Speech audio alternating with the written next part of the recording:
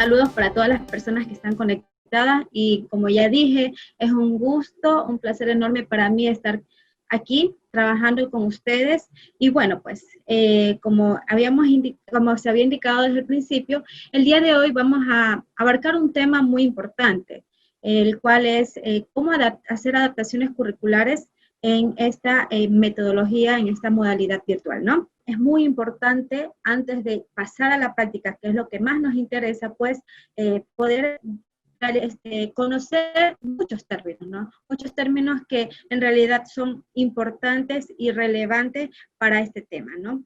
Vamos a empezar a conversar primero sobre las necesidades educativas especiales, ¿no? Las necesidades educativas especiales en niños, niñas y adolescentes en este ámbito educativo, ¿no?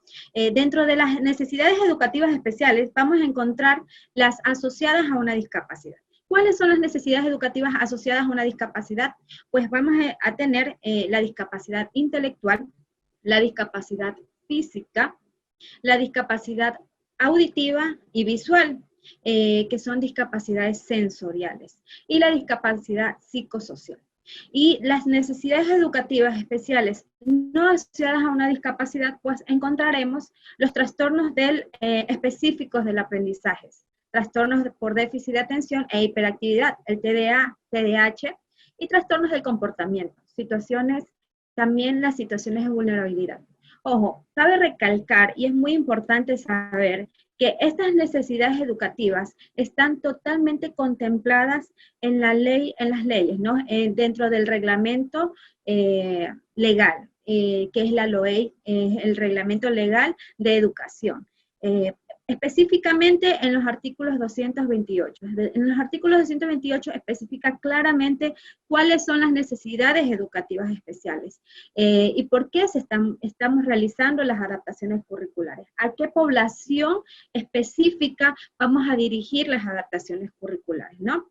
Entonces, sabiendo cuál va a ser la población, ¿no? Es muy importante indicar que adaptaciones curriculares se va a realizar y tenemos que saber cómo realizar las adaptaciones curriculares y a qué población va dirigida estas adaptaciones curriculares, ¿no? Y como lo había indicado desde el principio, realizar adaptaciones curriculares o prácticamente hablar de adaptaciones curriculares en cuanto a la parte práctica, es necesario poder saber la parte teórica, ¿no? Por eso es que vamos a hablar muy rapidito sobre las discapacidades. En primer lugar tenemos la discapacidad intelectual, que de acuerdo al DSM-5, lo define como un trastorno que se inicia durante el desarrollo e incluye limitaciones en el funcionamiento intelectual y en el comportamiento adaptativo. Cabe recalcar que esta discapacidad intelectual tiene características, las cuales son la limitación en el funcionamiento intelectual. Son 3 características específicas para realizar un diagnóstico en cuanto a discapacidades intelectuales, ¿no? La limitación en el funcionamiento intelectual y el comportamiento adaptativo. Y también tenemos que estas discapacidades deben ser diagnosticadas o se diagnostican, o esas características se presentan antes de los 18 años. Después de los 18 años podríamos hablar que si esta persona o una persona presenta este tipo de características, se puede hablar de un trastorno o un trastorno a consecuencia de un accidente cerebrovascular o un tipo de trauma, ¿no? Dentro de las discapacidades intelectuales vamos a encontrar unas escalas, las cuales se van a encontrar leve. La discapacidad intelectual puede ser leve, puede ser moderada. Una cosa muy importante que debemos o vamos a asociar aquí es que por lo general los niños, niñas y adolescentes que tengan discapacidad intelectual leve y moderada, vamos a encontrarlo o se va a encontrar esta población dentro de un ámbito o una educación regular, ¿no? Incluso podemos notar estudiantes con discapacidades severas dentro de esta educación regular. Pero También podemos decir que las discapacidades severas y profundas las vamos a encontrar dentro de la educación especializada, ¿no? Entonces podemos hablar ya aquí de dos tipos de inclusión. La inclusión educativa en el ámbito regular y la educación inclusiva en el ámbito especializado, en las instituciones educativas especializadas, ¿no? Dentro de las limitaciones que encontramos, como ya lo había indicado, las características, vamos a encontrar estas limitaciones en el funcionamiento intelectual, como el razonamiento lógico, la resolución de problemas, pensamientos abstractos, juicio, aprendizaje académico. Y también en las habilidades adaptativas, ¿no? Estas dificultades son significativas en las actividades de la vida diaria. Hay un punto muy importante que siempre lo topo cuando doy este tipo de las capacitaciones. Siempre me preguntan, ¿sabes qué, Anabel? Yo no entiendo por qué a mi hijo que es diagnosticado, hablamos de los carnets de discapacidad, ¿no? Es diagnosticado con una discapacidad intelectual, le ponen una discapacidad de tanto por ciento, el 30%, cuando mi hijo no sabe las vocales o se le dificultan mucho las vocales a esta edad. Entonces, es muy importante saber que ahora, como ustedes saben, el Ministerio de Salud Pública, que es la entidad legalmente, por decirlo así, es la entidad que da y otorga un carnet o un certificado por parte de ellos en donde indican que tienen un tipo de discapacidad, ¿no?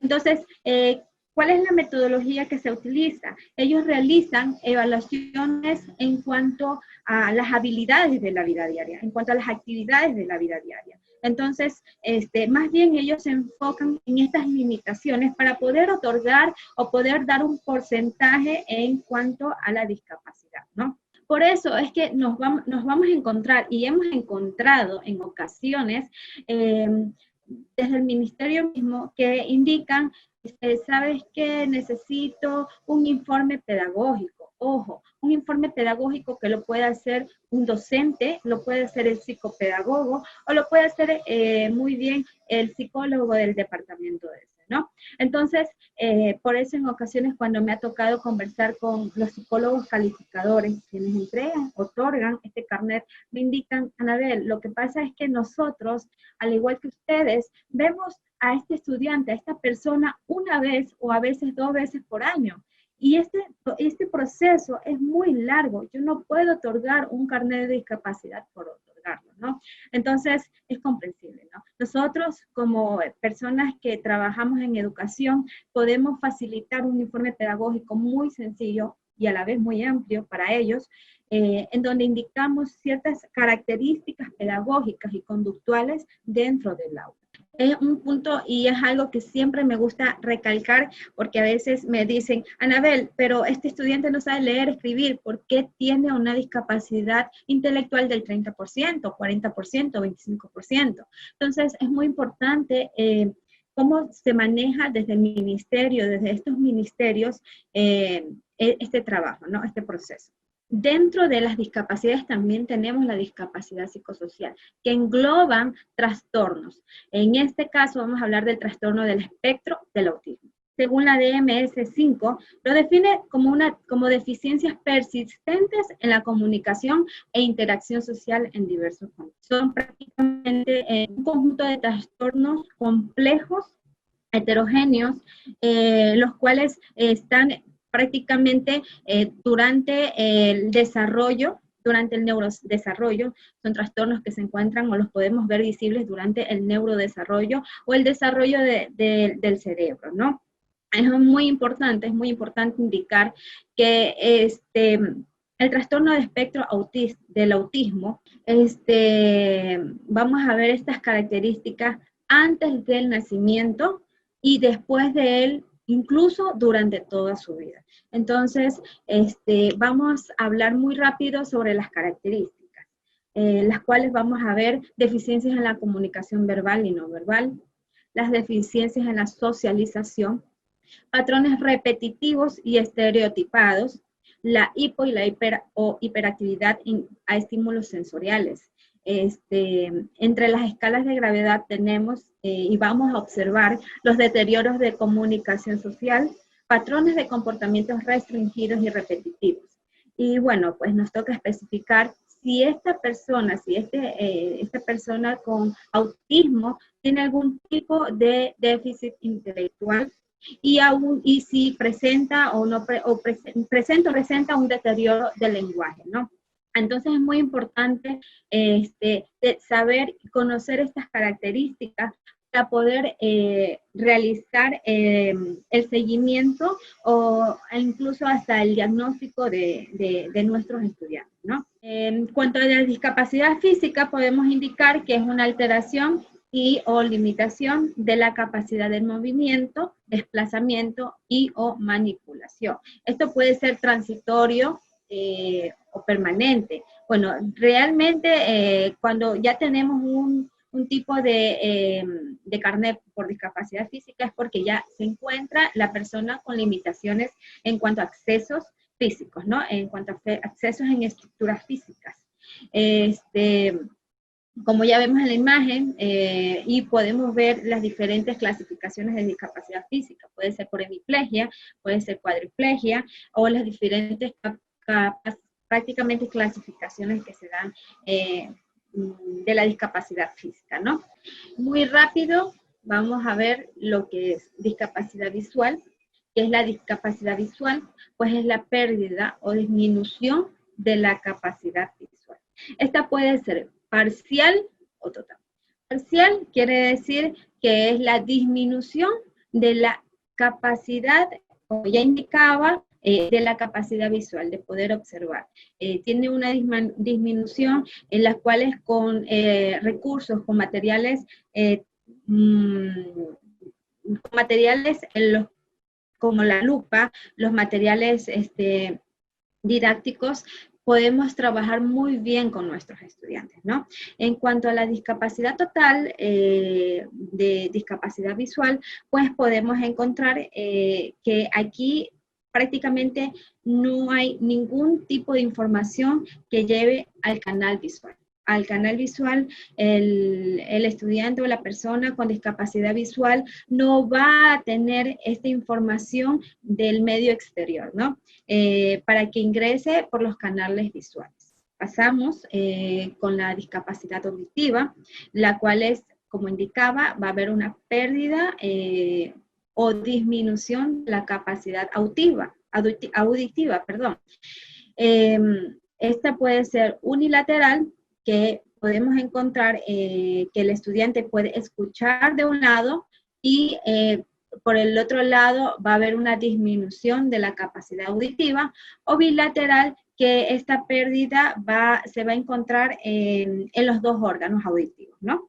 También es muy importante indicar que esta discapacidad auditiva puede ser prelocutiva o poslocutiva. La prelocutiva se da cuando se presenta esta discapacidad antes de los 3 años, ¿no? Y la poslocutiva va a presentarse después de la adquisición del habla, que es después de los 3 años, ¿no? Muchos lo asocian, o muchas veces he escuchado que dicen, esta persona es muda. No significa que sea muda porque los órganos fonoarticulatorios no funcionen o tiene una disfunción en estos órganos. Significa que como no hay la capacidad o perdió la capacidad auditiva antes de los 3 años, obviamente la persona no sabe cuáles son los fonemas, cómo poder hablar. Entonces es muy importante poder conocer si esta persona tiene conocimiento o tuvo la capacidad de poder escuchar antes de los 3 años o después de esto. Y esto obviamente nos vamos a ayudar con las diferentes terapias, pues, ¿no? Las terapias que se realizan con los profesionales, ¿no? Entonces, después de un recorrido por todas las discapacidades, ahora sí vamos a hablar de adaptaciones curriculares. Como ya les habíamos indicado, el día de hoy se va a hablar en la educación, adaptaciones curriculares en la educación virtual, ¿verdad? Y como yo les había indicado, para poder saber o poder hablar de adaptaciones curriculares, es muy importante interiorizar muchos términos, ciertos términos, y hoy los vamos a presentar. Entre los términos más relevantes van a ser los grados de adaptación curricular. Pero primero quisiera indicar, ¿de qué se tratan las adaptaciones curriculares? ¿Qué son las adaptaciones curriculares? Pues podemos decir que las adaptaciones curriculares son estrategias educativas que tienen como finalidad que ajustar los elementos del currículo para disminuir las barreras en el aprendizaje de la población de los estudiantes NE. ¿Cuáles son los estudiantes NE? Los estudiantes con necesidades educativas asociadas a una discapacidad, que son los estudiantes que presentan las diversas discapacidades que ya las mencioné y las iremos profundizando, y también los estudiantes, la población de estudiantes con necesidades educativas no asociadas a la discapacidad. En este caso, nosotros, o muchos de nosotros, lo asociamos con las necesidades educativas transitorias. ¿Por qué? Porque nuestro objetivo como personal educativo es poder realizar las respectivas adaptaciones de acuerdo a las necesidades de los estudiantes para llegar a nivelar al estudiante o llegar a cierto punto que el estudiante pueda lograr alcanzar los niveles de aprendizaje de acuerdo a su edad, ¿no? Entonces, aquí estaríamos hablando de las necesidades educativas transitorias o las necesidades educativas, las no asociadas, ¿no? Como por ejemplo, los trastornos específicos del aprendizaje, trastornos de comportamiento, los estudiantes con situaciones de vulnerabilidad por migración, casos de estudiantes por embarazo, ¿no? Entonces, aquí estaríamos hablando de esta población, ¿no? Listo. Para poder conversar sobre los grados de adaptaciones curriculares, vamos a hablar sobre los principios de las adaptaciones curriculares, ¿verdad? Entonces, dentro de los principios, vamos a decir que la adaptación curricular debe ser totalmente flexible. Claro que sí. Debe ser totalmente flexible para modificar el currículo. Es lo que decíamos, y bueno, lo que yo siempre digo, el estudiante no se debe adaptar a la institución. La institución, el contorno educativo, la comunidad educativa debe buscar la manera, debe buscar las estrategias y metodologías para poder adaptar su currículo ante la necesidad del estudiante. Entonces, es muy importante conocer que la adaptación curricular es totalmente flexible. ¿Centrado al estudiante? Claro que sí, porque estamos adaptando de acuerdo a la necesidad educativa de cada uno de ellos, ¿verdad? Vamos a verlo, y las adaptaciones curriculares deben de adaptarse de acuerdo al contexto. Es contextual, el contexto más inmediato. En este caso, ¿cuál es el contexto más inmediato? El hogar, ¿no? En la casa, el lugar donde está recibiendo las clases, ¿no? En este caso, las clases virtuales. Principio de realidad, conocer los recursos disponibles y hasta dónde es posible llegar con el estudiante. Yo puedo decirle a los padres de familia, ¿saben qué? Vamos a trabajar con estos recursos, pero en ocasiones vamos a encontrar que por diferentes necesidades o diferentes dificultades que presenta el estudiante, no vamos a poder trabajar de manera acorde con él. Como ya hablamos, los trastornos, el autismo, el estudiante con autismo tiene ciertos estímulos, pueden ser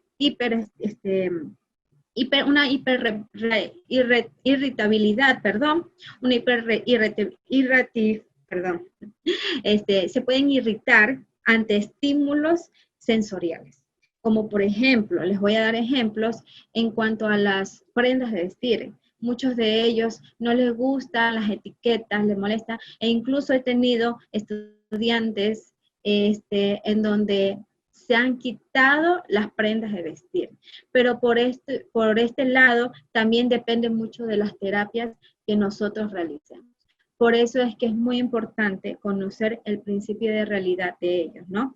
Cooperación entre los docentes, el trabajo interdisciplinario, el trabajo en equipo, el trabajo en equipo para elaborar las adaptaciones curriculares. ¿Listo? Entonces, dentro de la clasificación de las adaptaciones curriculares, tenemos, ahora sí, y es muy importante, y yo sí quisiera, por favor, con todo mi corazón, que en este punto prestemos mucha atención. Así como en toda esta capacitación, esto es muy importante. Saber de los grados de adaptación. De acuerdo a la clasificación de adaptaciones curriculares, vamos a hablar del grado de adaptación 1, el grado de adaptación 2 y el grado de adaptación 3. El grado de adaptación 1 podríamos llegar a decir que se habla de la adaptación en cuanto a la infraestructura o accesibilidad, ¿no? Aquí vamos a encontrar las adaptaciones en los recursos materiales y personales, de comunicación y de tiempo, ¿no? El grado de adaptación 2, vamos a hablar de la metodología y estrategia, de las metodologías que se van a realizar durante el proceso educativo. Las evaluaciones, cómo vamos a realizar las evaluaciones a nuestros estudiantes. Y bueno, pues el grado de adaptación 3, hablaremos de los ajustes y aquí sí es donde prácticamente se hace una modificación o un ajuste en todos los elementos curriculares, objetivos, destrezas, contenidos, metodología, todo tipo de ajuste que se realiza en el currículo nacional, ¿verdad?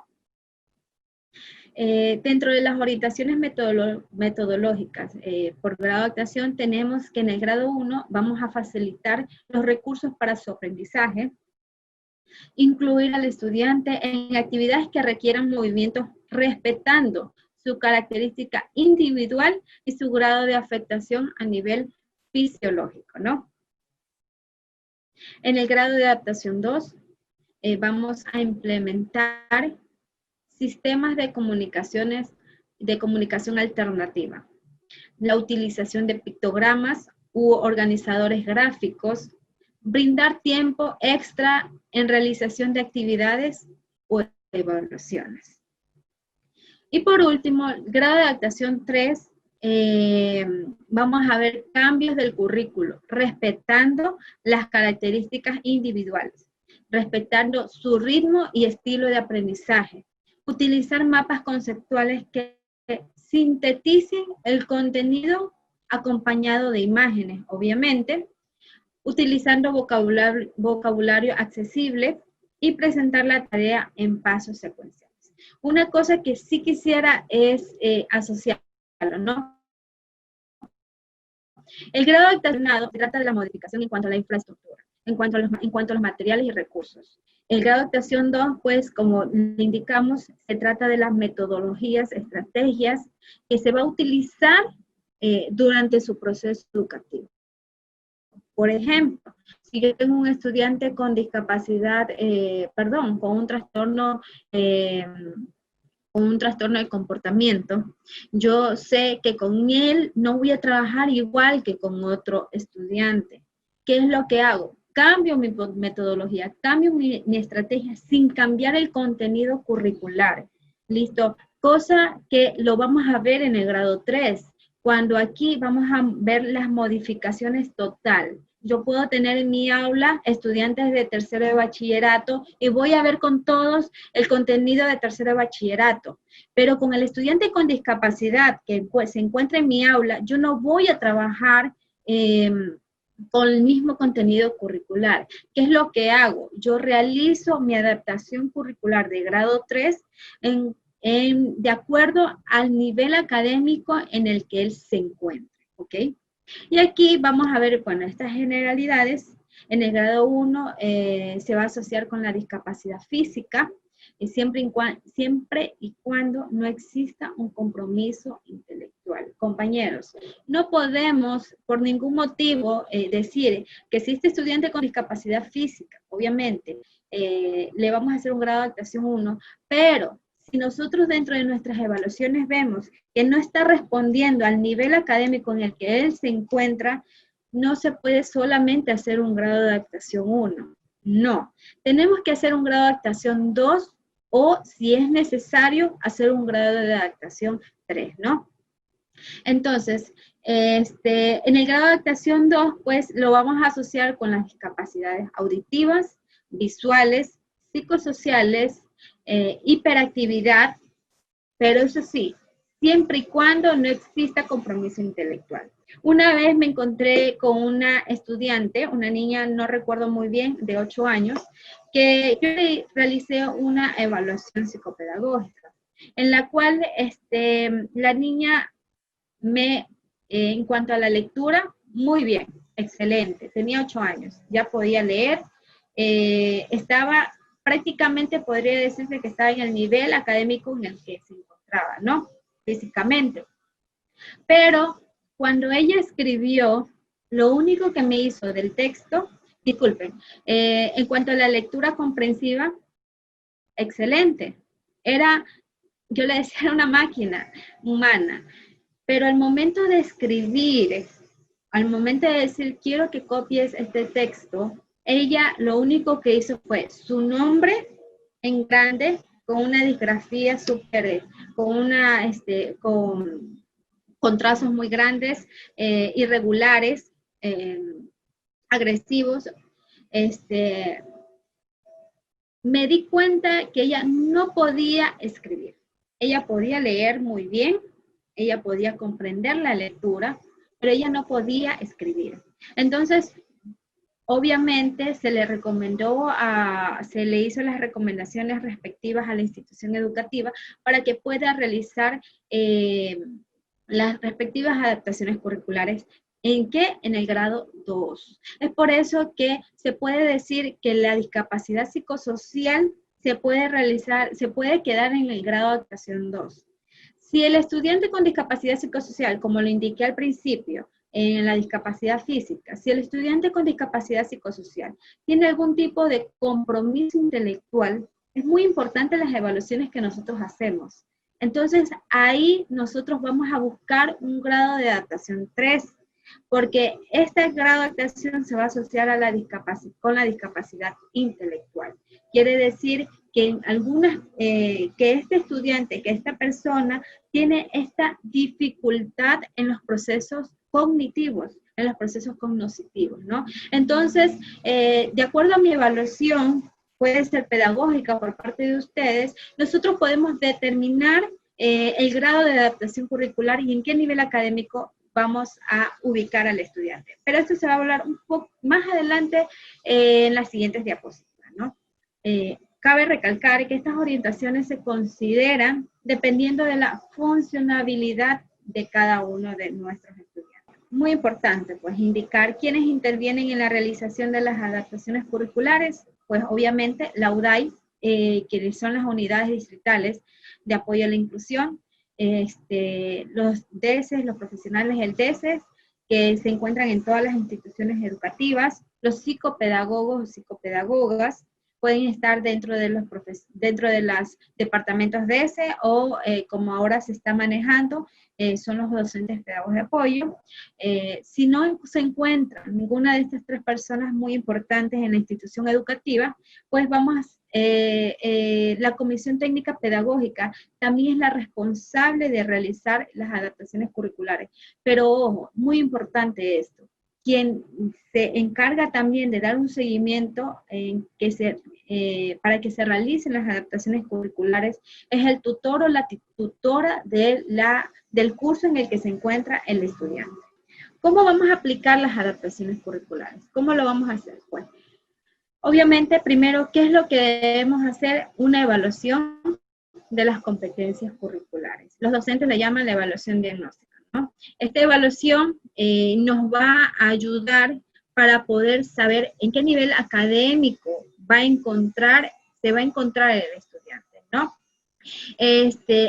Con esta evaluación nosotros podemos determinar determinar la competencia curricular. Quiere decir que si yo, una docente de 7º, de básica, realizo una evaluación de séptimo de básica, pero el estudiante no responde a mi evaluación, pues obviamente bajaré de acuerdo a lo que hizo en evaluación, bajaré el nivel de competencia curricular para saber en qué nivel de académico se encuentra mi estudiante, ¿no?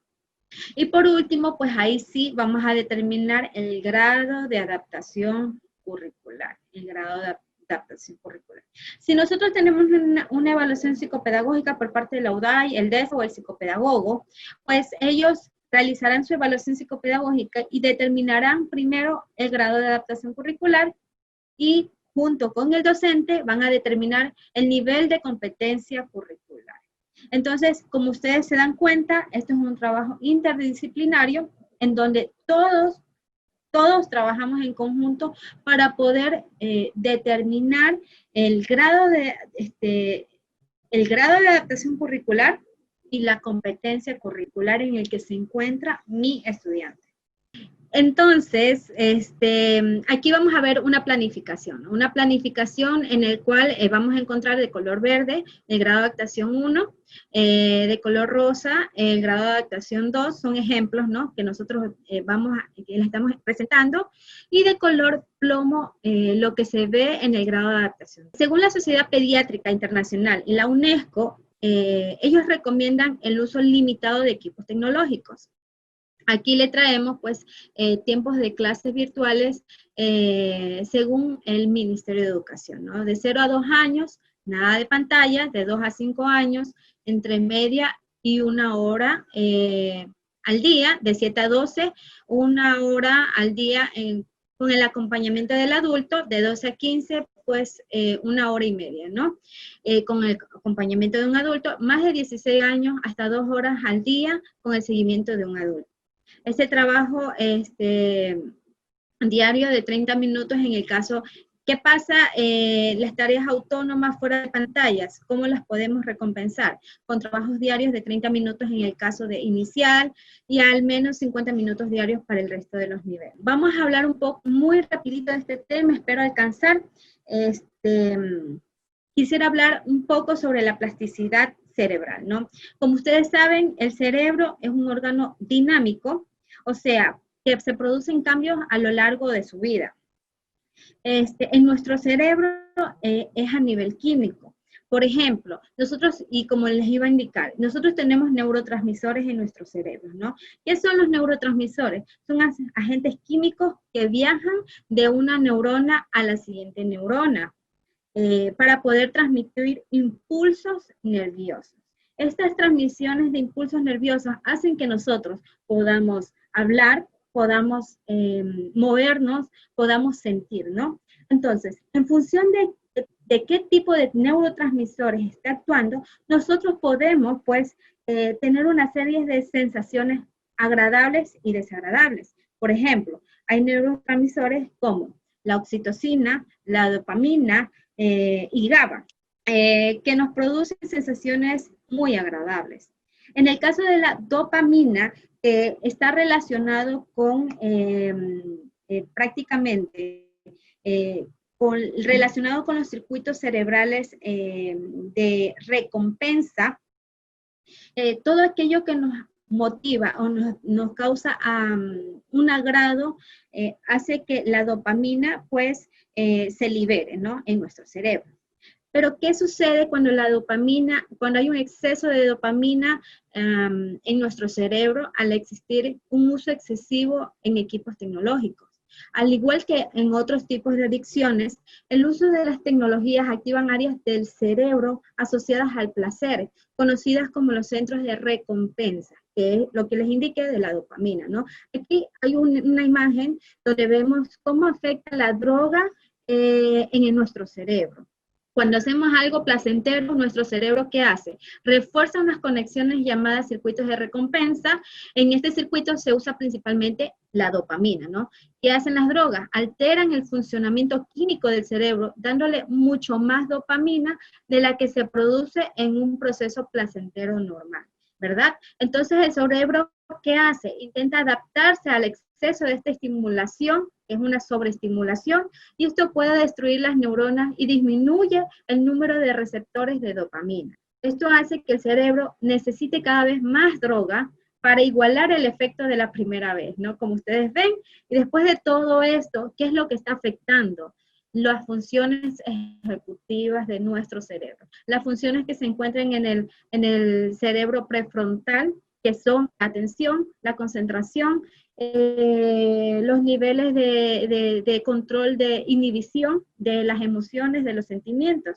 Y aquí causa efectos negativos como la irritabilidad, la ansiedad, la alteración de comportamiento y desinterés por otras actividades, ¿no? Pero, ¿qué vamos a traer hoy día? Y como yo le indicaba a compañeros, a todos ustedes, bueno, le indico a todos ustedes, es muy importante el juego, la creatividad. Como ven aquí, ¿por qué es necesario jugar? Es una habilidad, primero, natural, que es divertida, ¿no? Es un camino para imaginar, para crear y transformar. A través del juego, ¿qué pasa? Se desarrollan estrategias libremente. Libera a los niños de la presión de la vida diaria. Y bueno, pues es aquí donde yo les pregunto, ¿por qué? Y les digo, ¿por qué enseñar a través del juego? ¿Por qué? Porque mantiene la motivación y el interés, el cerebro descansa, permite iniciar, promover y mantener el aprendizaje de manera espontánea. Es un universo de posibilidades cognitivas, sociales, afectivas y comunicativas. Cuando nosotros jugamos, nuestro cerebro empieza a activarse por todos lados. Pero cuando nosotros en realidad solamente estamos esclavizados en pantalla, incluso en los adultos, el cerebro solo activa una parte, y eso hace que nuestros niños estén desatentos, haya una baja concentración y obviamente vamos a encontrar problemas de conducta. ¿Por qué? Porque porque se liberan las dopaminas y esto hace que nuestro cerebro se haga adicto a este tipo de pantallas. Bueno, muy rápido les voy a indicar cómo dirigir nuestras orientaciones a la modalidad virtual, porque obviamente le vamos a dar el paso a Javier, no se preocupen, va Javier a explicarnos ya de manera más práctica todo lo que he explicado el día de hoy, ¿no? Hay dos tipos de conexiones, la conexión sincrónica, pues que es la conexión que se realiza al mismo tiempo que todos nos conectamos por medio de un material o recurso tecnológico al mismo tiempo, ¿no? Y la conexión asincrónica, que en realidad es la conexión que no es simultánea, sino que cada uno de los individuos pues se puede hacerlo en diferentes horas, ¿no? Están las tareas que se envían por WhatsApp, los chats, etcétera, ¿no? Es muy importante decir que las conexiones asincrónicas pues se aprovechen para poder fortalecer la creatividad. O sea, enviar material en la cual el estudiante pueda crear, imaginar, jugar. Es por eso que es muy importante que la parte lúdica, el juego, se la estimule con la creatividad, ¿no? Educar mediante el juego. Es muy importante saber y conocer cómo poder enseñar a través del juego. Y podemos usar la conexión asincrónica, claro está, ¿no? Y bueno, pues terminaré el día de hoy con una rutina que le hemos traído, una rutina escolar, ¿no? Puede ser, aquí le traemos un ejemplo, a las 9 de la mañana se comience con una gimnasia cerebral. La gimnasia cerebral es son actividades en las cuales hace que el cerebro se ejercite. ¿Cómo se ejercita? Pues las conexiones del lado derecho del cerebro se trasladan o prácticamente realiza impulsos, envía impulsos nerviosos a las conexiones del lado izquierdo del cerebro. Entonces esto hace que nosotros podamos fortalecer los procesos cognitivos, las funciones ejecutivas, como la atención, la concentración, y esto nos ayuda mucho durante toda nuestra vida. Entonces, a las 9 de la mañana podemos iniciar con una gimnasia cerebral, hasta las 9:10, que el docente pueda explicar el material que trae a su clase de lengua, de ciencias naturales, de sociales. A las 9:25 se da una pausa activa por medio de qué, de un juego, puede ser una canción, puede ser un tipo de dinámica. A las 9:30 se realiza ya un proceso investigativo con nuestros estudiantes, dependiendo de la asignatura, puede ser de ciencia natural, estamos viendo las plantas, estamos trabajando con una plantita, la semilla. A las 9:50 pues se da un receso, y a las 10 pues un espacio artístico, en el cual el estudiante va a poder crear, imaginar, trabajar, fusionar las diferentes conexiones cerebrales, neurológicas, para poder fortalecernos, ¿no? En cuanto a la y aquí estaríamos hablando de la neuroeducación.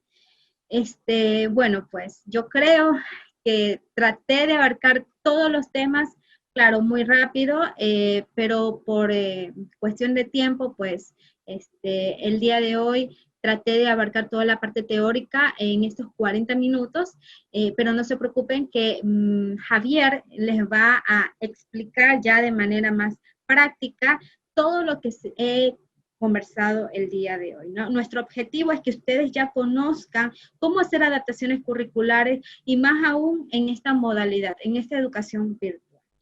Gracias, Sonia. Anabel, realmente ha sido muy nutritivo todo lo que hemos podido nosotros recibir. Bueno, quiero ahora dar la bienvenida a Javier Andrés Carranza. Muchísimas gracias por la presencia de todos ustedes.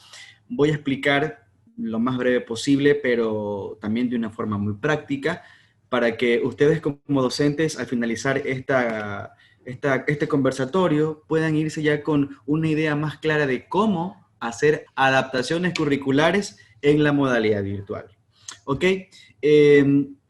Vamos a ver. Para ello, ya Anabel había hablado sobre que existen 3 grados de adaptación curricular. Por allí estaba hecho el curioso y veía que decía, pero ¿cómo podemos definir el grado de adaptación curricular? Entonces, antes yo de empezar a hablar de esta diapositiva que estamos viendo, siempre hablo con mis compañeros de cómo definir el grado de adaptación curricular. Muy bien, para definir el grado de adaptación curricular es muy importante hacernos esta pregunta de cajón, ¿ya? Si puede, anótela para que no se olvide, pero la pregunta de cajón dice así: al menos en el grado de adaptación 2 y en el grado de adaptación 3, ¿ok?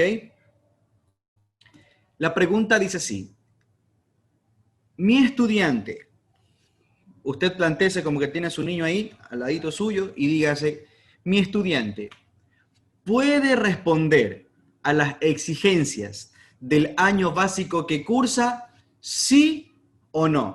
Esa es la pregunta de cajón. Mi estudiante, ¿puede o no puede responder a las exigencias del año básico que cursa? Entonces, si la respuesta es sí, usted como docente dice, a ver, sí, este niño sí puede. Me parece que a este estudiante, si se le exige un poquito, si se le cambia la estrategia para poder enseñarle, si busca un atajo para poder llegar a su forma de aprender, entonces yo creo que él podría observar los mismos contenidos curriculares que sus compañeros. Simplemente hago una modificación en la metodología. Ah, ya, perfecto. Entonces allí estamos hablando de una adaptación curricular grado 2. ¿Ok? ¿Qué consiste? Como lo estoy indicando, pues en una modificación o un ajuste en los elementos curriculares de la metodología y las técnicas e instrumentos de evaluación. ¿Ok? Como mencionaba Ana, por lo general este tipo de adaptaciones curriculares se dan en las discapacidades visuales, auditivas, por allí la discapacidad psicosocial, la hiperactividad, siempre y cuando, dice Ana, siempre y cuando no haya un compromiso intelectual. Esto quiere decir que, o sea, tiene estas discapacidades, pero usted dice, ay, por más que yo le quiera ayudar buscando una estrategia para que él aprenda mejor, no da, ¿ya? Entonces, cuando yo como docente me doy cuenta que mi estudiante no da, o sea que digo, a ver, este niño, le quiero dar el mismo contenido curricular, pero por más que yo intente, no puedo, es muy difícil. Este niño prácticamente tengo que disminuir, tengo que cambiar mis contenidos curriculares. ¿Por qué? Porque no puede responder a las exigencias del año básico que cursa. Cuando usted como docente se plantea y se responde eso, pues ya sabe que en este caso ya no estamos hablando de una adaptación grado 2, sino que ahora estamos hablando de una adaptación curricular grado 3, ¿ok? Que significa que tiene que modificar, o mejor dicho, ajustar todos los elementos curriculares. ¿Por qué? Porque se ha visto en la obligación de disminuir de año básico, por así decirlo, o de currículo, ¿ya? Entonces, cuando estamos hablando de eso, pues bueno, tenemos que utilizar un currículo que más se ajuste al estudiante. Por eso, Anabel mencionaba que primero es importante determinar el nivel de competencia curricular. Entonces, si yo como docente veo que mi estudiante no puede, entonces lo que debo hacer yo es determinar el nivel de competencia curricular. ¿Qué significa esto? Pues bueno, supongamos, un ejemplo. Yo estoy ahorita soy profesor del 6º año de básica, ¿verdad? Y mi estudiante, pues bueno, no puede responder a las exigencias de este año básico, sino que me parece que por lo que él puede hacer, ¿ya? Está como que en un 3er año de básica, un 2º año de básica, por ahí un 4º año de básica. Cuando usted hace esto, decir, me parece que está en 3º, en 4º, en 5º, en cuanto a habilidades pedagógicas, es allí donde usted está determinando el nivel de competencia curricular. Eso es importante, debe quedar clarísimo, porque al menos yo he visto que hay mucha confusión con los docentes y no tienen muy claro, primero, que hay 3 grados de adaptación curricular, ¿ya? Y se confunden y piensan que grado 1 es primer año de básica y grado 2 es 2º año de básica. No. Los grados de adaptación curricular se dan por los elementos curriculares que se van ajustando, ¿ok? Y luego, pues la determinación del nivel de competencia curricular, que sería como que definir a qué o qué contenidos curriculares de qué año básico debería recibir el estudiante en cuestión, ¿ok? Ahora sí, vamos a hablar rápidamente de esta herramienta poderosísima que estaba proyectando ahora Anabel, que se llama la taxonomía de Bloom. La taxonomía de Bloom es una herramienta muy conocida, pero sobre todo que para la aplicación en cuanto a las actividades que usted como docente desea proponer para sus estudiantes con necesidades educativas especiales, le va a servir de mucho, de mucho. Y le explico por qué. Ok, la taxonomía de Bloom que le estamos ahorita presentando está en forma de pirámide, de tal manera que desde su base hasta su cúspide contiene una serie de verbos. Estos verbos, desde la base hasta su cúspide, van de verbos sencillos a la parte más alta, que son verbos más complejos. Estos se los denominan como verbos de pensamiento de orden inferior, los que están abajo, y a medida que van aumentando su complejidad, pues se convierten en verbos de pensamiento de orden superior. ¿Cómo podemos aplicar esto a nuestros estudiantes NE? ¿Qué pasa cuando yo tengo un estudiante con discapacidad intelectual? ¿Ya? Cuando yo hablo de un estudiante con discapacidad intelectual, cuando hablo de un estudiante con discapacidad intelectual y recordando todas las características que Anabel mencionó anteriormente, yo podría decir, cuando estoy trabajando con esta pirámide, digo, a ver, quiero proponer una actividad a mi estudiante. Supongamos que este estudiante que tiene discapacidad intelectual está en 8º año de educación básica. Entonces, yo veo esta pirámide y digo, ¿qué tipo de verbos estarían o definirían las habilidades que puede realizar mi estudiante en cuestión? Entonces yo voy analizando. Recordar, perfecto. Puedo enviar actividades que se asocien al verbo de recordar. O no, mi estudiante tiene un nivel un poquito más alto. le voy a mandar actividades que se asocien ya al verbo de comprender. Pero supongamos que, aparte de este estudiante que yo tengo, que tiene discapacidad intelectual, tengo un estudiante con hiperactividad, ¿ya? Que aparentemente a nivel intelectual no hay ningún inconveniente. Entonces, ¿qué tipo de actividades puedo proponer yo? Ah, ya, perfecto. Me voy a la parte media de mi taxonomía de Bloom, donde me dice que puedo enviar actividades asociadas con el verbo aplicar, que está en la parte media. E incluso si tengo estudiantes con superdotación, perfecto, me voy a la cúspide. Voy a enviar actividades asociadas al verbo crear. ¿Ok? Para comprender mejor esta diapositiva, la complementamos con la siguiente que nos va a presentar Anabel. En la siguiente diapositiva, lo que hemos puesto son verbos claves para la taxonomía de Bloom. Es decir, por ejemplo, si yo voy a enviar una actividad que está en la primera escala, es decir, en el verbo recordar, aquí yo tengo una lista de qué verbos van relacionados a esta primera escala. Entonces tenemos definir, repetir, recordar, numerar, nombrar. Entonces, todas las actividades que yo vaya a proponer para mi estudiante NE podrían ser o podrían empezar con estos verbos. De tal manera que yo sabría que mi estudiante podría realizarla sin ningún inconveniente. Pero ¿qué pasa si yo tengo un estudiante con un nivel un poco más alto? Puede ser un estudiante con una discapacidad psicosocial, que posiblemente a nivel intelectual no tenga ninguna dificultad, simplemente en la forma en cómo se le enseña. Entonces yo, pues podría proponer ya trabajar con la escala media, podría ser el verbo aplicar y todos sus derivados, que podrían ser interpretar, aplicar, emplear, usar, demostrar, etcétera, etcétera. Créanme, familiarícense con estas herramientas y van a ver que van a obtener muy buenos resultados, porque se nos hace más sencilla la aplicación y sobre todo, me he dado cuenta que hay muchos docentes que dicen, es que no sé qué actividades enviar a estos chicos. Perfecto.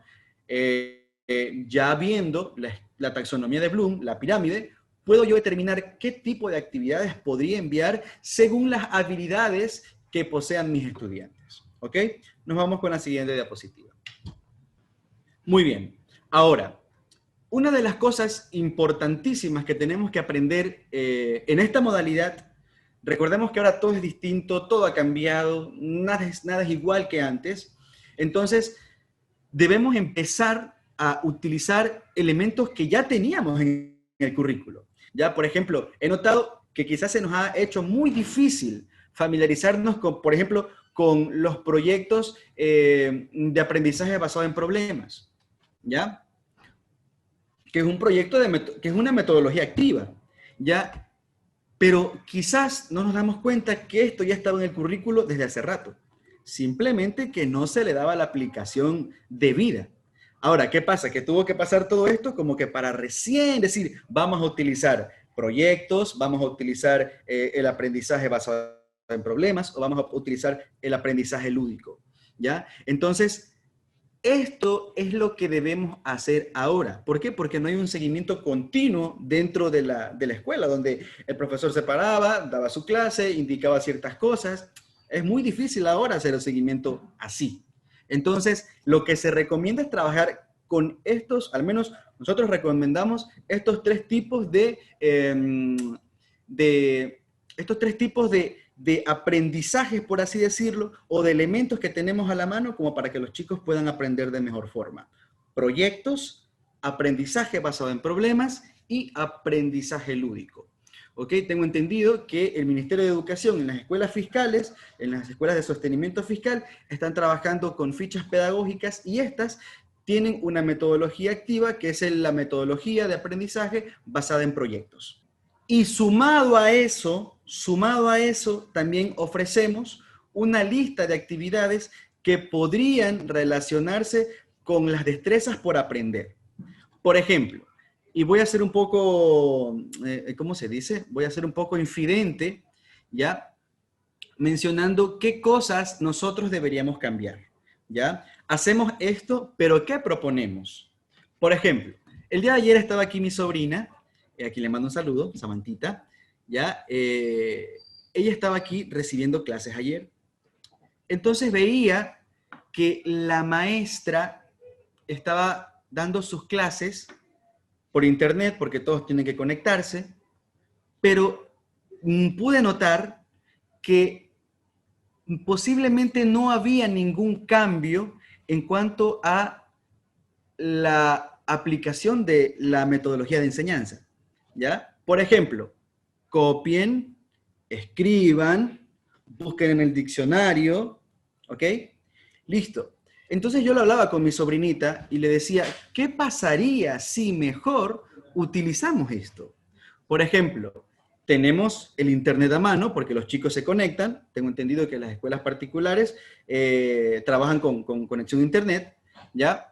Y yo le decía a mi sobrinita, pero ¿qué te parece si mejor utilizamos esto de tal manera que ese aspecto, quizás hasta cierto punto tradicional, lo vamos dejando como que ya un poco de lado y empezar a implementar nuevas cosas?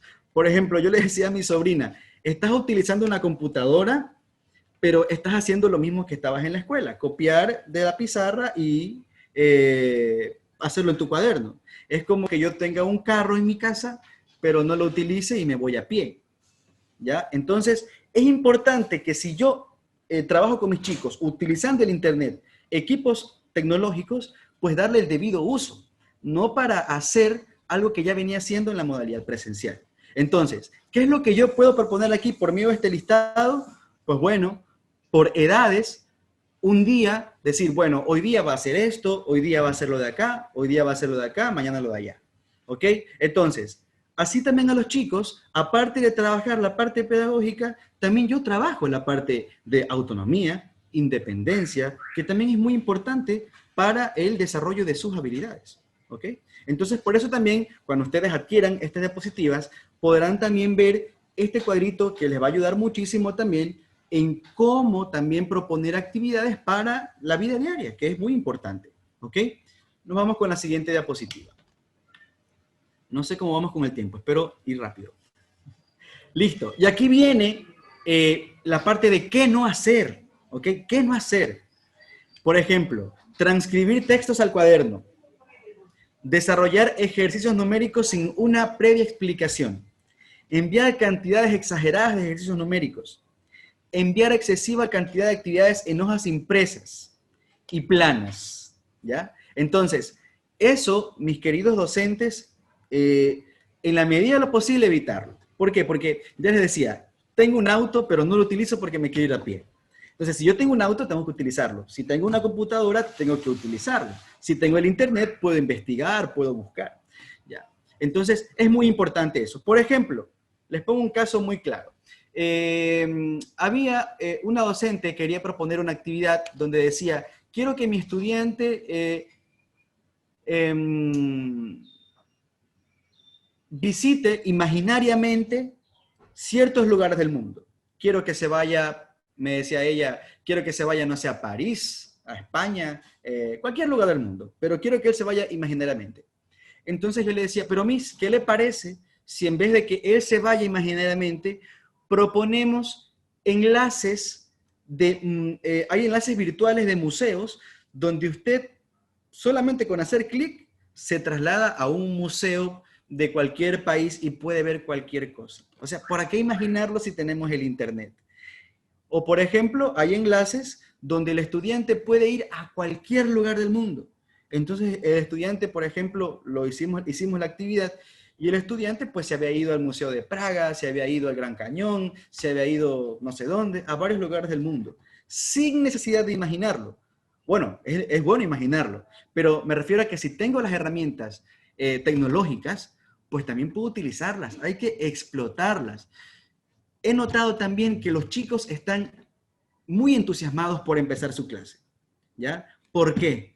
Porque ellos están entusiasmados de estar con su computadora, teclear, y veo que los niños prenden, apagan el micrófono. Ayer estaba mi sobrina y un niño decía, una niña decía, Miss, tengo una pregunta, y la Miss le dice, pregunte. Ah, es que ya no me acuerdo, ¿ya? Los niños quieren interactuar. Entonces nosotros tenemos que hacer todo lo posible para que ellos interactúen.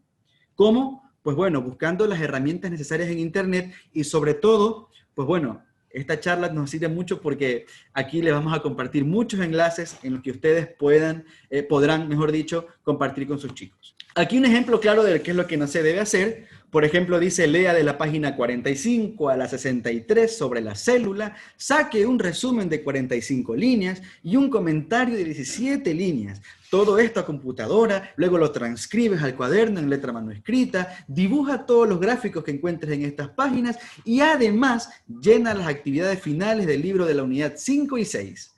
¿Es posible que nosotros podamos hacer esas actividades teniendo los recursos tecnológicos que tenemos? Diría que no, porque estas actividades no deberían hacerse.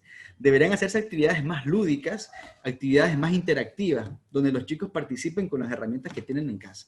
¿Ok? Listo. Nos vamos con la siguiente diapositiva. Ahora sí, ¿qué hacer? Pues porque no solamente voy a decir lo malo, tengo que decir lo bueno. ¿Qué hacer? Vamos a utilizar cadenas de comunicación digitales. Bueno, yo ya sé que ya tienen sus WhatsApp sobresaturados. Bueno, eso está de más decirlo. Actividades recreativas antes de comenzar las clases. Como decía Anabel, es importante que por el daño que provoca el uso excesivo de estos aparatitos, que son tan buenos, pero que si no hay un control terminan siendo muy malos, pues empezar con una actividad lúdica, una actividad física, de tal manera que el chico se enganche, ¿ok? Utilizar mucho material didáctico. Y ojo, no tanto en la conexión sincrónica, que es lo que recomendábamos. Si bien es cierto, es importante conectarse sincrónicamente, pero también es que luego debe haber un aprendizaje asincrónico. Es decir, que donde usted, cuando ya no esté, proponer al chico qué es lo que debe hacer con material reciclable, con elementos didácticos, etcétera, etcétera. Listo. ¿Qué más? Utilizar videos, enviar tareas adaptadas según la necesidad de cada estudiante, hacer sesiones cortas. Ojo, también es otra situación que yo he visto, que hay sesiones muy largas. Lo que se recomienda y lo que mencionaba Anabel en diapositivas anteriores es que si lo vamos a hacer, sesiones, por ejemplo, conectarse 2 horas, que es lo que regularmente estoy viendo en algunas instituciones particulares, es que, bueno, nos conectamos 2 horas, pero vamos a segmentar los tiempos, ¿ok? De tal forma que los estudiantes no se aburran con facilidad, que es lo que se busca, pues, ¿no? ¿Y qué pasa? Que cuando hay aburrimiento, pues no hay aprendizaje. Entonces, lo que tenemos que hacer es que mantener al chico activo en la pantalla y luego de ella para que haya un mejor aprendizaje. Y ahora, pues ya vienen las orientaciones metodológicas, ¿ya? ¿Cómo trabajar según la discapacidad y según el grado de adaptación curricular? Por ahí estaba hecho el curioso y vi que algunos preguntaban sobre discapacidad física, preguntaban sobre discapacidad auditiva. Vamos a verlo rápidamente. Dentro de la gama de discapacidades, la discapacidad intelectual es la que un mayor porcentaje representa, ¿ya? Entonces, por lo general los docentes dicen, ¿cómo puedo trabajar con este chico? ¿O qué hago con este chico? Vamos a poner un ejemplo en concreto. Cuando hablamos de discapacidad intelectual, por lo general, ojo, por lo general, hay sus excepciones, pero por lo general, siempre tenemos que cambiar de contenidos curriculares. Se me ocurre decir que tengo un estudiante que está en 10º año de básica, ¿ya? Por ejemplo, se me ocurre, y como tiene una discapacidad intelectual, posiblemente me vea en la obligación de disminuir, se me acabó el tiempo, perdón, ya, me vea en la obligación de disminuir los contenidos curriculares. Eso quiere decir que yo voy a buscar contenidos curriculares que se adapten a mi estudiante, ¿ya? Y a su vez aplicar esto que vemos aquí en pantalla. Primero, hacer que su funcionamiento intelectual no se vea tan limitado y por ende yo podría proponer actividades de atención, de concentración y de memoria. ¿Qué sería bueno aquí? Sopas de letras, laberintos, ¿ya? El juego de memoria, busca los objetos perdidos. Ese tipo de actividades son muy buenas para nuestros estudiantes con discapacidad intelectual, porque les ayudan a estar más atentos, más concentrados. ¿Ok? Listo. También con los estudiantes con discapacidad intelectual se busca fragmentar las tareas. Por ejemplo, he visto docentes que mandan unos textos así, ¿ya? Entonces, en la medida de lo posible es que con estos estudiantes enviar textos más pequeños, más fragmentados, ¿ya? Y sobre todo, apoyar la idea de esos textos en caso de que sepan leer, pues con videos o con notas de voz. Ya, ahorita que estamos utilizando mucho WhatsApp, usted puede enviar una nota de voz explicándole una breve lectura o a su vez reforzar esa lectura con un video que quizás encuentre por internet, de tal forma que el estudiante refuerza la idea. ¿Ok? Listo. Nos vamos con la siguiente diapositiva. Ahora, también tenemos el autismo, perdón, el espectro del autismo, el trastorno del espectro del autismo, que abarca a estudiantes con autismo de alto funcionamiento, que comúnmente se lo conoce como Asperger, y estudiantes de bajo funcionamiento, autismo de bajo funcionamiento, ya que son aquellos que tienen más dificultades a nivel intelectual. Entonces, ¿qué es lo primero que tenemos que hacer? Pues con ellos elaborar rutinas, una rutina de aprendizaje, como decía Anabel, utilizar muchas imágenes, utilizar videos y sobre todo dar consignas muy claras, ¿ya? Y asimismo se suma lo que mencionaba anteriormente con la discapacidad intelectual. En este caso, pues, fortalecer los procesos de atención, concentración y memoria, con lo que ustedes ya saben, y aparte de eso, pues también fragmentar las tareas, ¿no? Fragmentar las tareas. Listo, nos vamos con la siguiente diapositiva. Ahora bien, por allí también veía algo sobre discapacidad física, había unas cuantas preguntas, decía desde cuánto hasta cuánto se puede hacer una adaptación curricular. Por lo general, las adaptaciones curriculares para discapacidad física están en el grado 1, siempre y cuando no haya un compromiso intelectual. Por ejemplo, tengo un estudiante que posiblemente le falte un dedo o que quizás le falte una parte de su extremidad superior o quizás anda en silla de ruedas, pero que a nivel pedagógico el estudiante no tiene ningún inconveniente. Entonces allí simplemente la adaptación que se hace es en la accesibilidad, en el medio de aprendizaje, ¿ya? Eso es lo único que se debería hacer. Pero ahora, ¿qué pasa si yo tengo un estudiante con una discapacidad física y sumado a eso tiene una discapacidad intelectual? ¿Ya? Por ejemplo, que no conoce las vocales, que no sabe ni sumar, ni restar, ni leer, no sabe absolutamente nada. Entonces ahí sí, pues yo tengo que buscar un contenido curricular que se adapte a su necesidad educativa. Eso es lo importante, ¿ok? Esa sí es una excepción. Nos vamos con la siguiente diapositiva. Listo. Ahora, también por allí veía que también no hay tanta población en cuanto a discapacidad visual auditiva, porque la intelectual es mucho mayor, pero es una población que existe y no podemos obviar. Entonces, ¿qué trabajar o cómo trabajar con personas con discapacidad visual o discapacidad auditiva? En este caso, con discapacidad visual, por ejemplo, pues yo podría utilizar audiolibros o videos, pero que sean muy lentos en su contenido, es decir, que expliquen todo, pero de forma progresiva, de tal forma que el estudiante pues vaya al ritmo de lo que se le está presentando, pues, ¿no? Eso les ayuda mucho a ellos. Y por otra parte, fortalecer pues aquellos canales táctil y auditivo de tal manera que el estudiante pues bueno, pueda desarrollar ciertas habilidades que no las podría desarrollar debido a su dificultad. Entonces, quizás no pueda haber, pero potenciamos otras. ¿Cómo hacemos esto? Pues bueno, trabajando con texturas, con olores, con tamaños, con formas, ¿ya? De tal forma que el estudiante, pues bueno, va potenciando otras habilidades que quizás por su condición no puede desarrollar. Entonces, eso también es muy bueno. Nos vamos con la siguiente diapositiva. Listo. Y de igual forma, a las personas con discapacidad auditiva, aquí hay una realidad que quizás no se menciona mucho, pero está la lengua de señas. Ahora, la problemática está en que no todos sabemos lengua de señas. Entonces, ¿cómo trabajar con estas personas? Pues bien, acompañar los signos e imágenes de verbalización. Es decir, si usted como docente va a enviar alguna actividad, pues podría usted grabarse, ¿ya?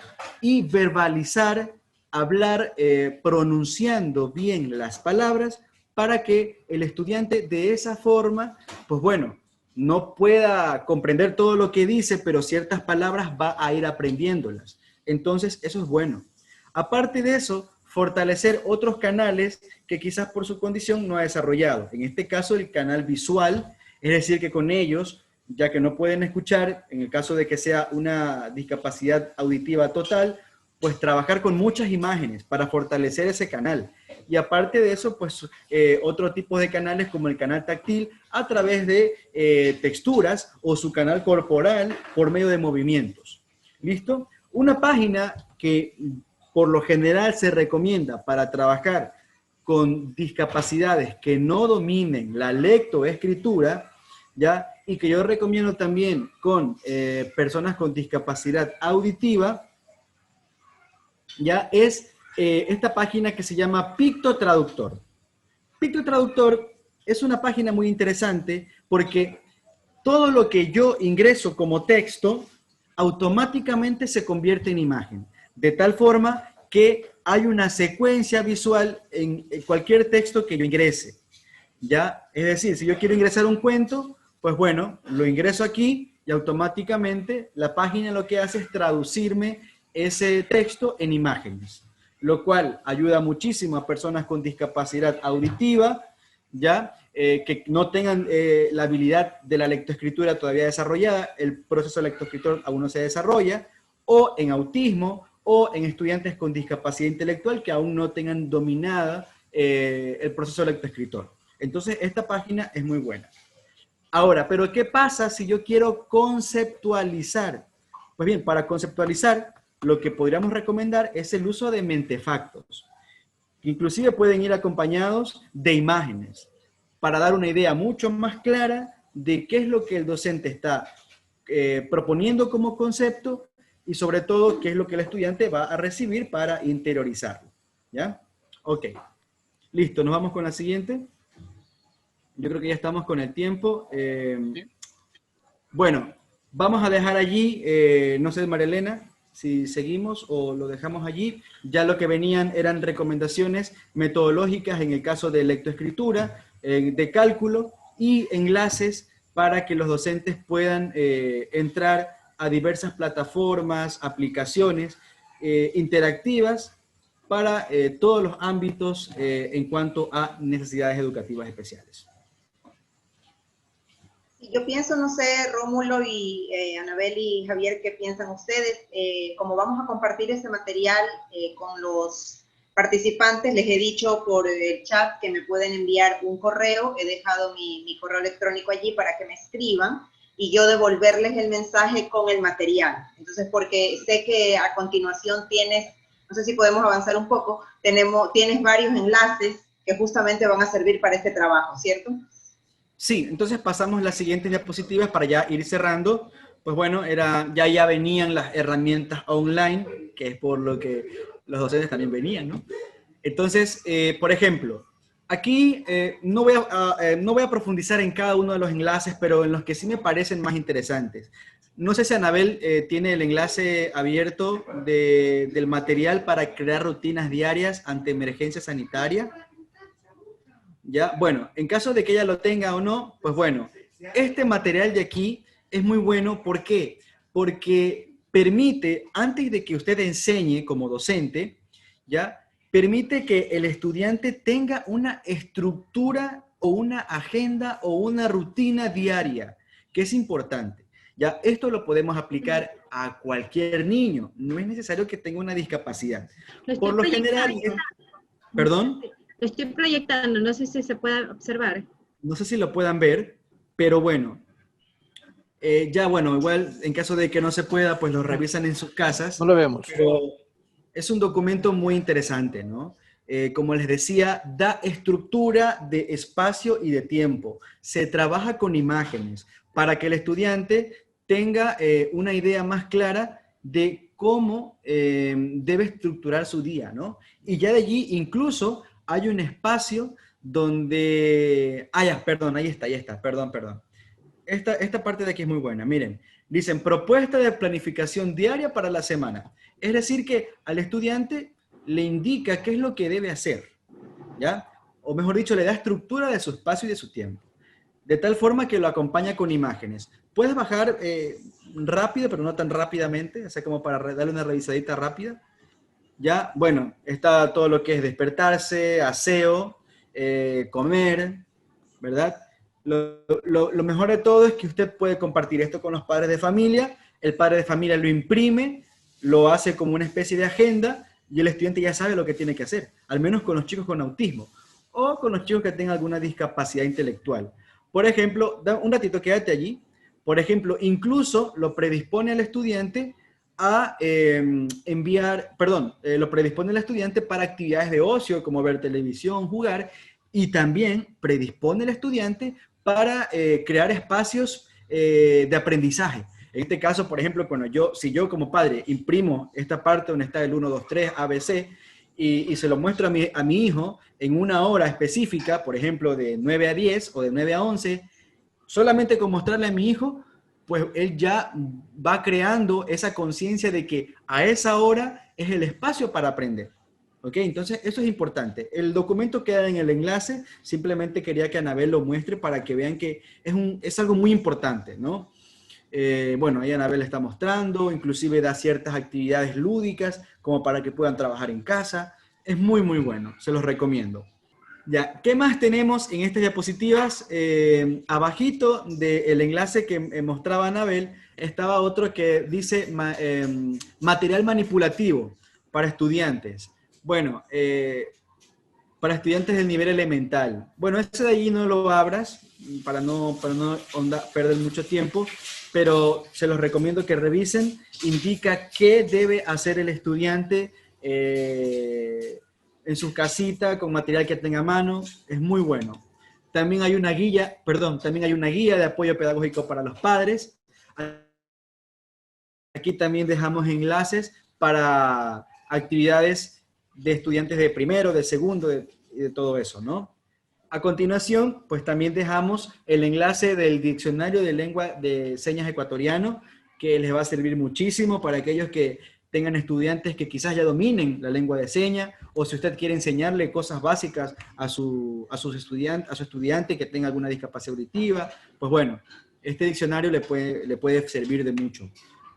Vamos con la siguiente. Bueno, aquí también están los enlaces para que vean cómo se dice lunes, martes, los meses del año, etc. Ok. También dejamos un enlace que se llama Global Digital Library. Este de aquí tiene juegos matemáticos, lecturas, muy interesante. Se los recomiendo que lo utilicen. Por favor, la siguiente, Anabel. También aquí tenemos otro enlace que se llama Mundo Primaria. Es muy completa esta esta página. La pueden revisar, tiene recursos educativos a más no poder de todas las asignaturas, o sea, es muy, muy completo. Por favor, la siguiente, Anabel.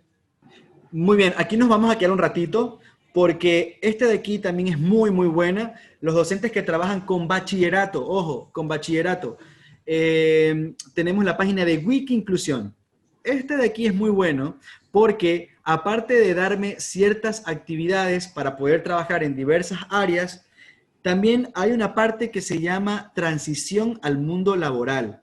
Y este de aquí es súper interesante porque tiene simuladores profesionales. Entonces, si usted ya ve que su estudiante tiene afinidad por alguna actividad profesional, pues este de aquí, usted entra en simuladores, puede buscar algo que se relacione con el estudiante y es un simulador profesional que le puede servir de muchísimo.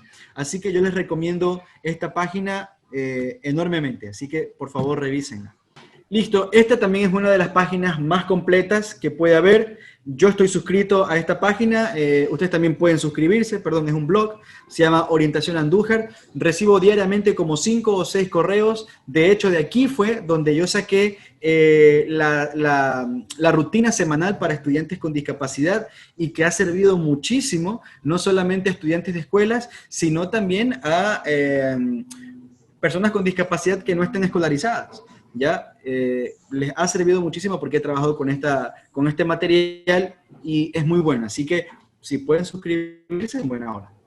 Bueno, y aquí finalmente tenemos Cognifit, que es una página online para juegos de gimnasia cerebral. En el caso de que ustedes tengan una conexión sincrónica con sus estudiantes, simplemente ponen esto o comparten esto en su pantalla y sus chicos se van a divertir muchísimo porque son muy, muy buenos juegos. Muchas gracias, Javier. Andrés. Sí, siguiendo nuestra programación, tenemos unas preguntas.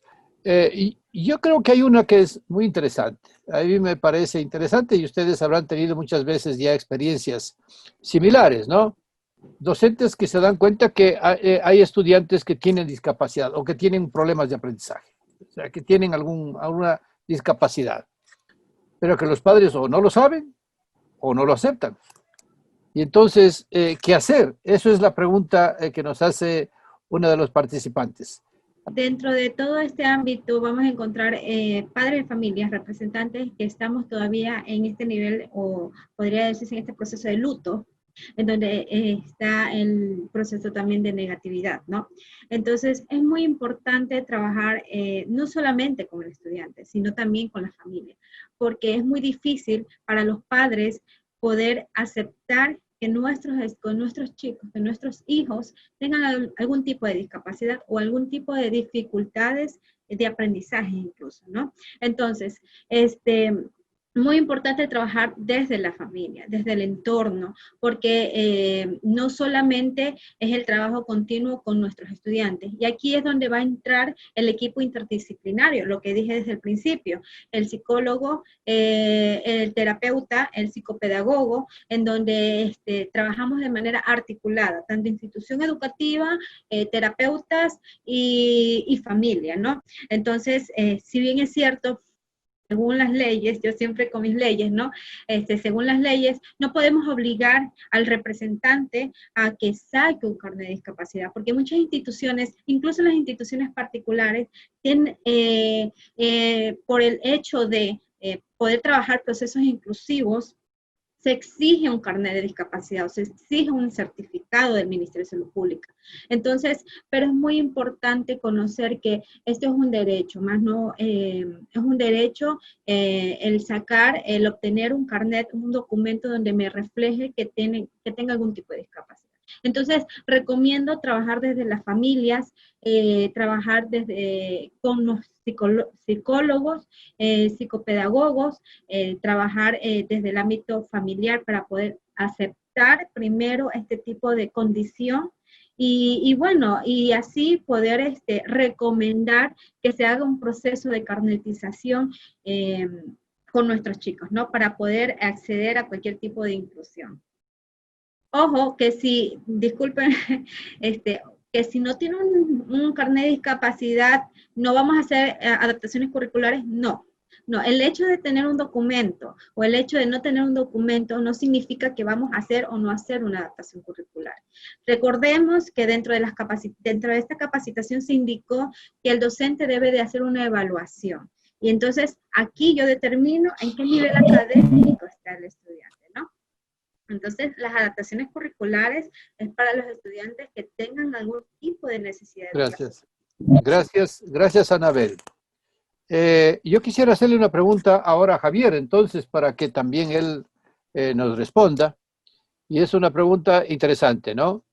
En caso de estudiantes con autismo, se dificulta, obviamente tienen más problemas con todo el tema del encierro, por todo el efecto de la pandemia y esto. Entonces la pregunta es, ¿cómo podemos interesarles en el estudio o para el estudio? Javier, por favor. Ok, es una pregunta, como usted menciona, muy interesante y a su vez muy amplia, porque cuando hablamos de autismo, hablamos de diversos niveles, podría decirse. Ya, como mencionaba Anabel, hay autismo de alto funcionamiento, de bajo funcionamiento. cuando hablamos de autismo de alto funcionamiento, estamos hablando de estudiantes que comúnmente se los conoce como Asperger, ¿no? Pero bueno, que la nueva terminología nos indica que se los conoce ahora como estudiantes de autismo con alto funcionamiento. Ya, entonces, en este caso, pues bueno, aquí yo creería que no habría mayor dificultad. Pero ¿qué pasa cuando ya el autismo es bastante severo? Y aquí, por ejemplo, el estudiante no va a ser muy complicado que esté sentado frente a una computadora y que, o sea, va a ser muy complejo. Lo primero que nosotros recomendamos es crear un ambiente de aprendizaje. Y para ello, Rómulo, si me lo permite, voy a tomar un ejemplo. Ya, por ejemplo, al iniciar un año lectivo, yo trabajo como pedagogo de apoyo a la inclusión, pero a inicio de año lectivo, una docente me decía, voy a trabajar con un niño con autismo. ¿Cómo hago? No lo conozco, es nuevo. Ah, ya, perfecto. Es importante conocer que cuando hablamos de autismo, hablamos de niños, adolescentes, adultos, que tienen muchas dificultades para organizarse y para estructurarse en espacio y tiempo.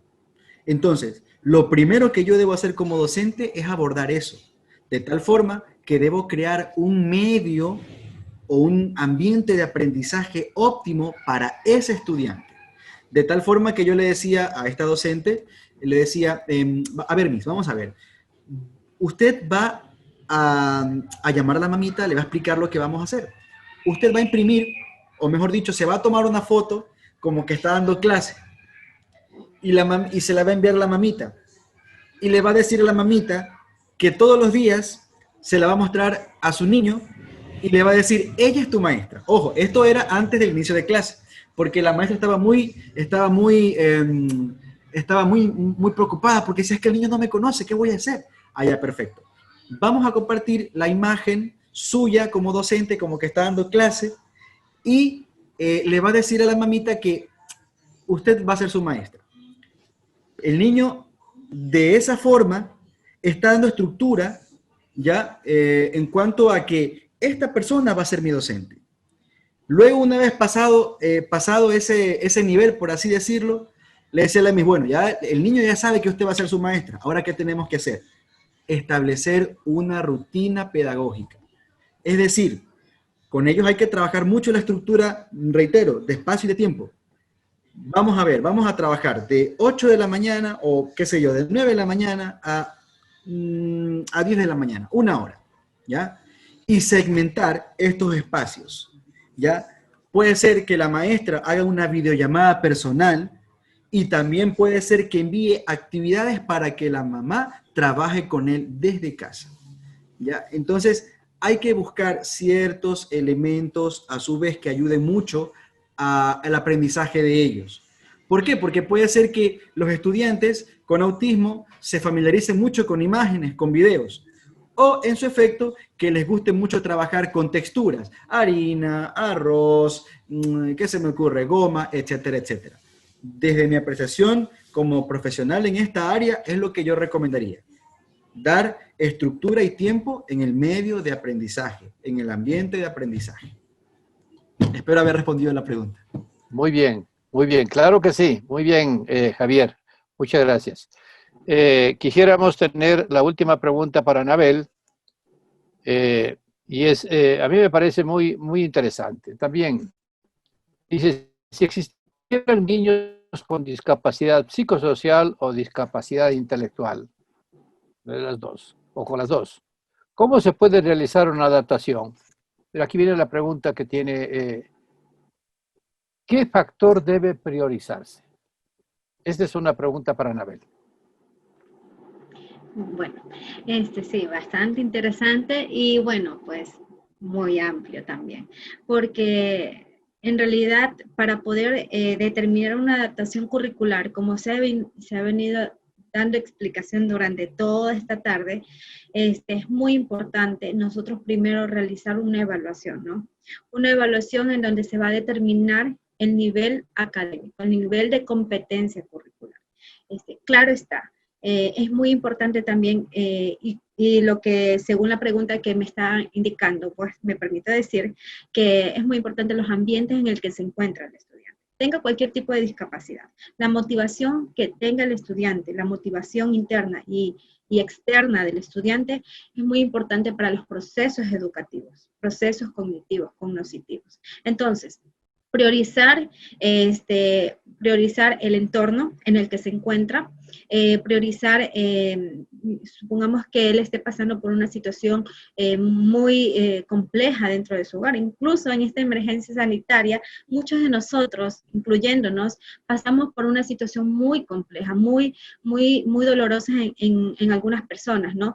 Entonces, nosotros para iniciar este año lectivo, es lo que le decía a todos los docentes, todos los profesionales en cuanto a inclusión educativa, es muy importante ver la situación de vulnerabilidad en el que se encuentra el estudiante para poder realizar las adaptaciones curriculares. Si nosotros, por mucho que trabajemos con el equipo interdisciplinario, trabajemos en adaptaciones curriculares y en la casa no se está reforzando, no se está trabajando de manera adecuada, va a ser imposible poder desarrollar las habilidades y destrezas que queremos potencializar.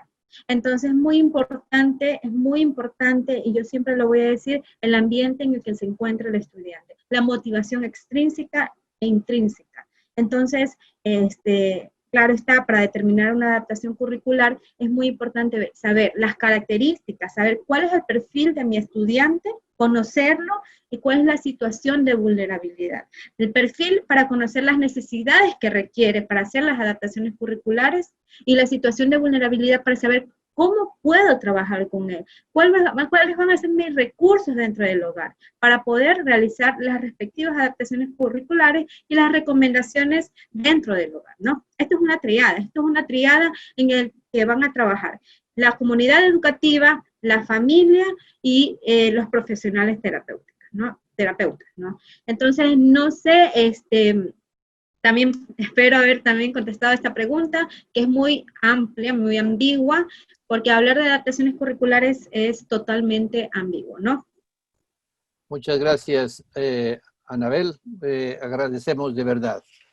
Yo quiero agradecer a Anabel y quiero agradecer a Javier. Realmente ha sido una tarde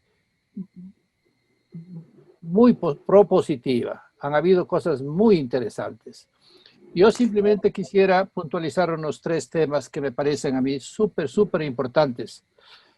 Aclarando que yo soy un padre de un joven ya con necesidades especiales. Y viví, cuando él era pequeño, la experiencia de buscar inclusión. Quiero concluir con una frase que Pablo lo dijo a los docentes en Colombia. Fuimos invitados a un congreso que organizaba la Confederación de Colegios Católicos de Colombia.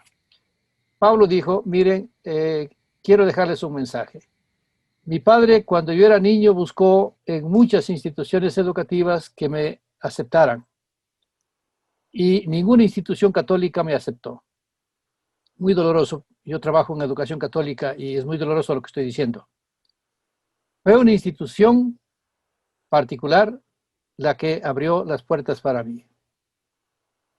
Por favor, educadores católicos, no cierren las puertas a las personas que tienen discapacidad. Con este pequeño preámbulo que para mí tiene una carga afectiva muy dura, pero que también es un llamado de atención muy dura. Sí, es verdad. Anabel nos decía sobre la importancia que tiene el de poder detectar oportunamente, prematuramente, cualquiera de los tipos de discapacidad, bien sean esa discapacidad intelectual o las discapacidades que no están asociadas o el tema de necesidades no asociadas a discapacidad.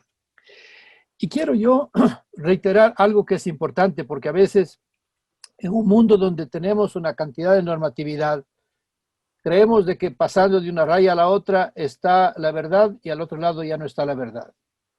Y me llamó la atención una pregunta. ¿Qué hacemos si el niño no tiene carnet de discapacidad? ¿Hacemos o no hacemos adaptación? Perdónenme, la adaptación no se hace al carnet, se hace a la persona. Y aquí un tema importante que Anabel decía. Queridos amigos, si las adaptaciones curriculares van a valer, van a servir, tienen que ser flexibles. Y la flexibilidad en el sentido de adaptarse a la persona, al ser humano, no a cumplir un plan o un programa, porque a veces estamos dedicados a cumplir planes y programas y olvidamos el ser humano. Y en el tema de la adaptación, y lo digo duro, tenemos que reiterar, rescatar la importancia que tiene el ser humano.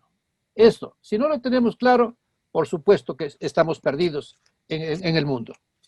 Y tiene que ser flexible. Y Anabel lo decía, centrado en la persona del estudiante. Dentro de un contexto que vive el estudiante y en el que está el docente, concreto a una realidad, porque cada familia, cada niño tiene una realidad que es completamente distinta. Y qué importante es generar cooperación. Pero yo creo de que la adaptación curricular es importante y aquí yo sí creo que es necesario recordarles a todos ustedes, educadores, que en el tema de la adaptación no le podemos dejar botado al profesor para que él se salve o salve el problema. Aquí hemos visto nosotros que es un trabajo cooperativo. La institución educativa debe tener un equipo y si no tiene un equipo, busque ayuda. Y yo creo de que esto es importante. A veces en los departamentos famosos de orientación eliminaron a los psicólogos en un momento, no existían. Y ahora vemos lo importante que es que estén estos profesionales participando de este trabajo. Y entonces, yo creo de que los tips prácticos ya que Javier nos ha dado, pues son muy efectivos. Y podremos buscar muchos otros tips si estamos con la idea bien clara de lo que hay que hacer en lo que se respecta a adaptaciones curriculares. Yo quiero agradecer a Anabel por la claridad.